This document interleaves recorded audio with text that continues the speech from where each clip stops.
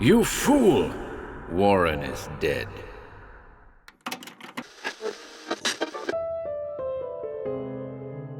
Welcome to HorrorBabble. Today, we're back with another rare weird tale, courtesy of the little-known author Herman F. Wright. As far as we're aware, today's story was the author's only published work, which first appeared in Weird Tales magazine in January 1925. The tale tells of a ghostly legend surrounding a haunted English castle. And without further ado, this is the Specter Priestess of Wrightstone. We hope you enjoy it.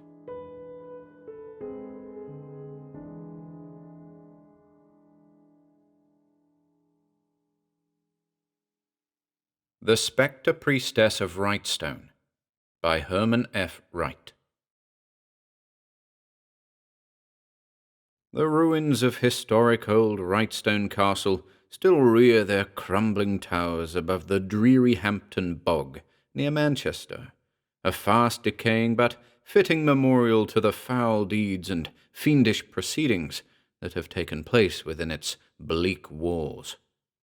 The Counts of Wrightstone and their families have long since removed to more favourable London, abandoning the old ancestral home to gloomy memories. The following tale was told me by old Sir Mandeville Wright, 47th Count of Wrightstone, as it was related to him by his father, and thus came the legend down through the centuries from early days in England's history.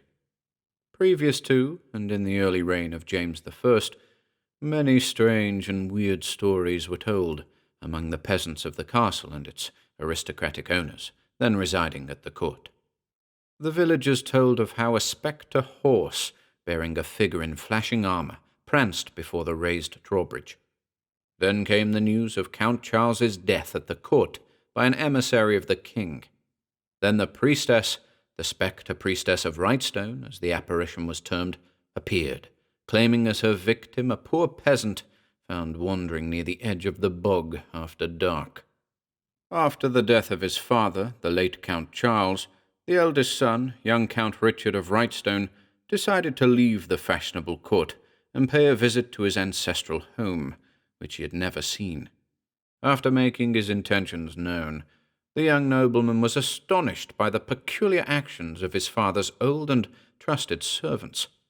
Young Richard, on several occasions, had found them conversing together in low tones, and caught his name mingled with that of a priestess in their mysterious conversations. They tried in various ways to dissuade him from going, and when questioned as to their peculiar actions, they became quite sullen and silent. Richard, not to be dictated to by the servants, determined to see Castle Wrightstone. Finally the day arrived when he was to leave for the home of his ancestors.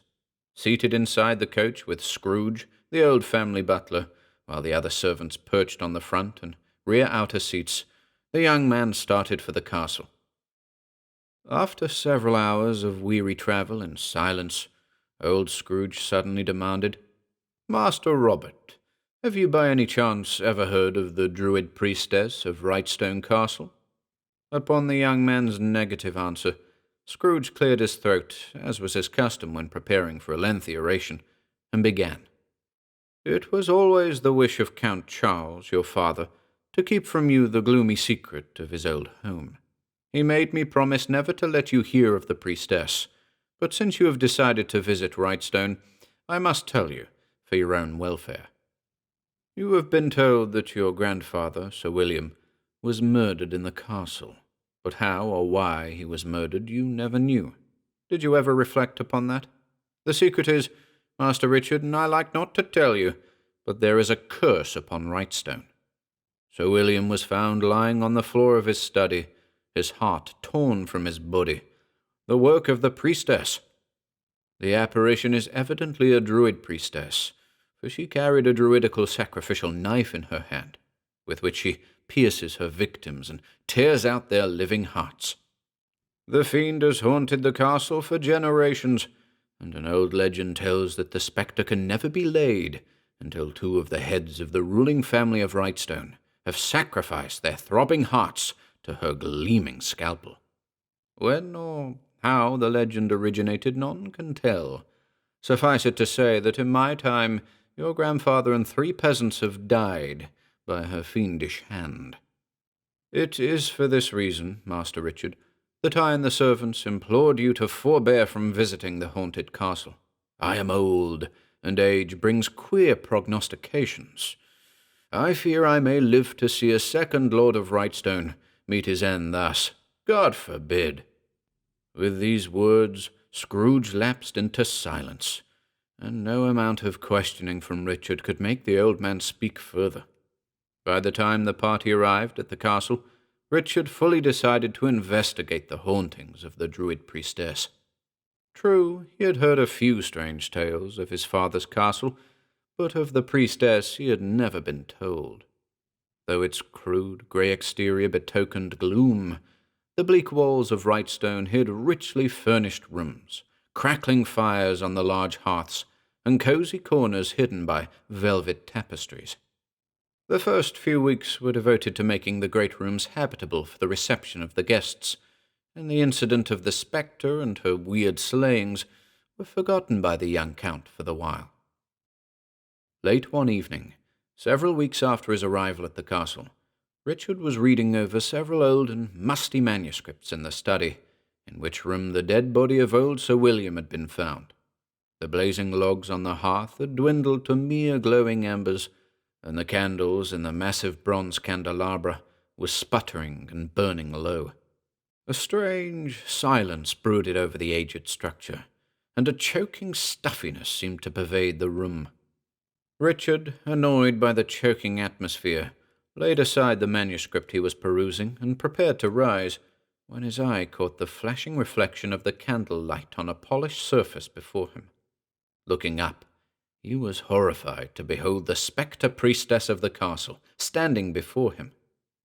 His horror gave way to wonder as he gazed upon the beautiful figure that smiled down upon him. A young girl was the priestess, her golden tresses falling over her shoulders, which were draped in a long, flowing white robe. Her lips were slightly parted in a smile, and her blue eyes seemed to convey a message of fiendish triumph. Nevertheless, they were entrancing, and held the young man spellbound. In her right hand was grasped a gleaming, crescent-shaped knife, while the other hand was concealed in the folds of her robe. The young count's tongue clove to the roof of his mouth, and he sank back in the chair, exhausted and helpless. Unconsciousness began to numb his senses. He heard a clear, bell-like voice that seemed to come from far away. "Death comes. Prepare." Richard awoke just as the first rays of the rising sun streamed across the floor of the study. The fire had gone out, and despite the sunny cheerfulness, the peculiar coldness that reminds one of death hung about the room. The young man recalled vividly the dreadful experience of the night before, but was it a reality, or merely a dream caused by a creative and wandering imagination? Which was the truth, the Count could not say, for it seemed so vivid, yet so fantastic. He would tell Scrooge and get the old butler's advice on the matter. There came a gentle tap on the door, and Scrooge entered, bearing a breakfast tray. "Good morning, Master Richard," began the butler. Why, what is the matter? Are you ill?" he asked, in a startled tone, when he beheld the Count's features. "I merely had a rather peculiar dream, Scrooge. I shall be all right in a few minutes." "A dream? Not the priestess, Master Richard?" demanded the old man in a startled tone, his ruddy face becoming suddenly white. "Yes, Scrooge, the priestess," replied the Count, with a peculiar, absent look in his eyes. "I dreamed, or she really told me, I don't know which, to prepare for death." "My God!" gasped the terrified Scrooge, dropping the tray. "You are marked for death within 24 hours. Come, we shall leave for the palace at once. Leave this accursed place, Master Richard." "No," answered the nobleman, slowly shaking his head. "I must stay here, to see her again.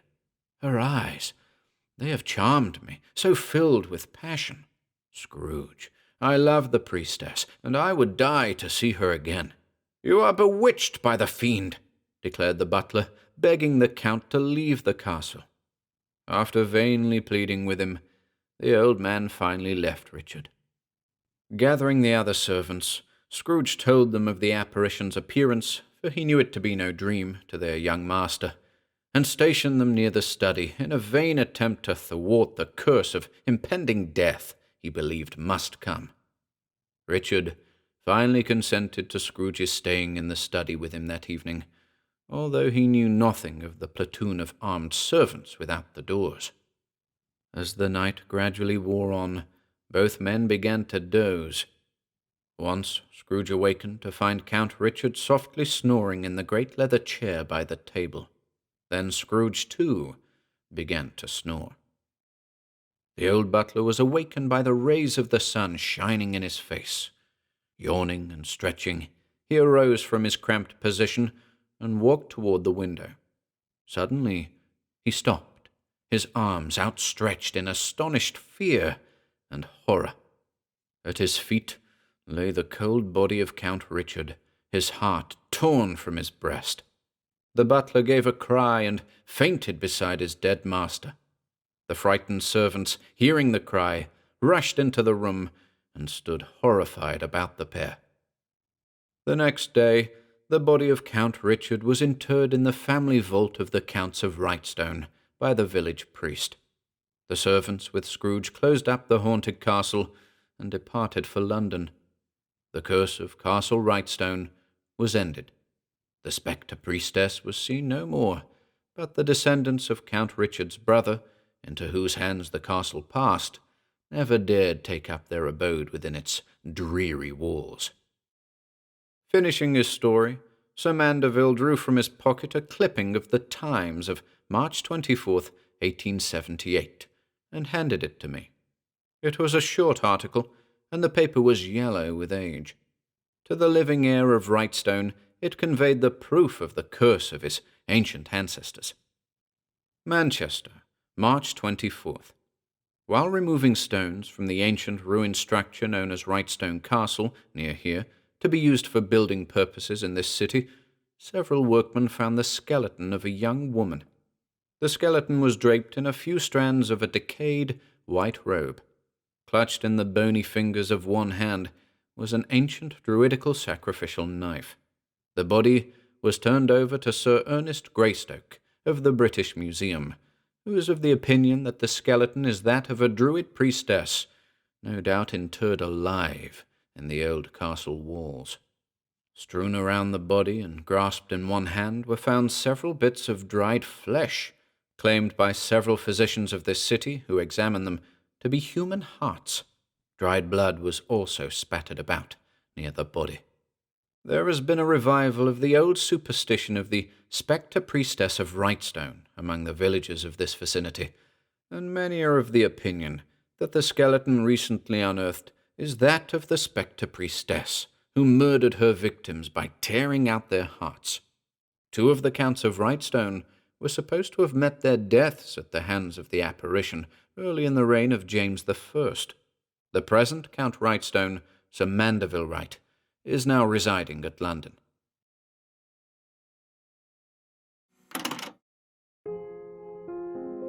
If you enjoyed listening today, be sure to subscribe to the channel by hitting the red subscribe button below. After doing so, click the bell icon next to the subscribe button to receive new content notifications. If you'd like to support our work and receive exclusive perks, consider becoming a channel member by clicking the join button below. To support us in other ways, see the video description for links to our Bandcamp and Patreon pages, our merch store over at Teespring, and further information relating to our releases on Audible, iTunes, and Spotify. And until next time,